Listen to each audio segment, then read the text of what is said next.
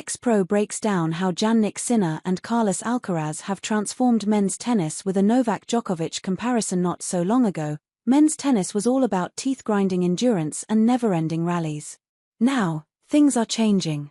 With the new generation cropping up, players are rewriting the script and bringing in more aggression and firepower than ever before.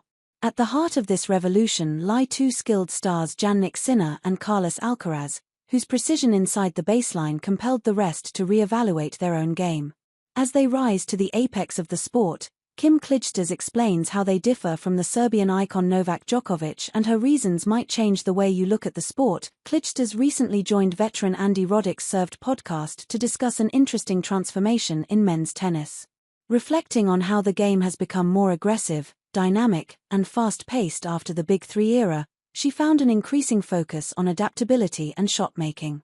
This former Belgian player's reference to Novak Djokovic was particularly relevant, as the Serb is known for his aggressive baseline play, powerful groundstrokes, and exceptional defensive skills.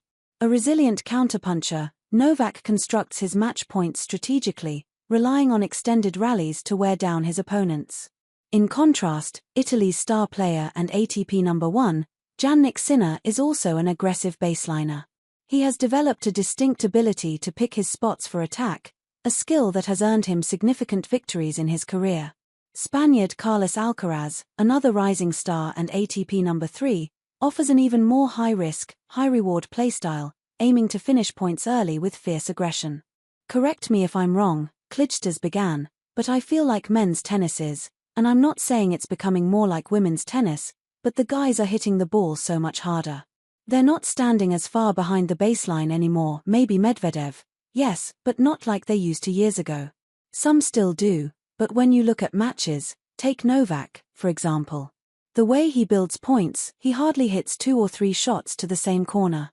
It's just, yeah, the game is changing, especially for guys like Alcaraz and Sinner." But, why did she say so? Clijsters explained this transformation, highlighting the growing aggression in modern tennis. Whenever they get a short ball, they're going for the winner. "I remember when we were younger, it was more about keeping the rally going, waiting for the right shot. But now, guys like Sinner and Alcaraz are just so aggressive." Interestingly, this new generation of players also departs heavily from legendary Roger Federer's style, which showcased power with finesse and variety, borrowing some elements from classic serve and volley too. Unlike the Swiss stalwart, who often used touch and creativity to construct points, Sinner and Alcaraz rely more on pace and offensive style to dictate the course of their play. Part of this shift is owing to how men's tennis evolved from the 1970s. The era's signature flat shorts, zero spin, and low margin has given way to the new generation players who are able to generate more topspin and power. The reason? A different grip. The distinctive variation in angles from the almost exclusively continental grip to extreme Western grip gives players more flexibility on the wrist. Add to that a heavy body rotation and you have a spin-dominant forehand without compromising speed on ground strokes. But as Clijsters' words point out, a gradual shift is developing. A shift that borrows elements from the women's tour.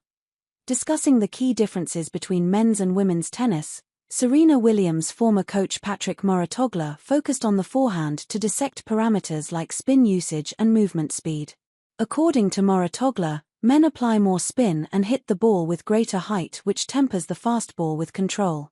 On the other hand, women players could afford to play faster and flatter, with less spin, since only the crème de la crème, like Coco Gauff, have the aggression and physicality to counteract such speed.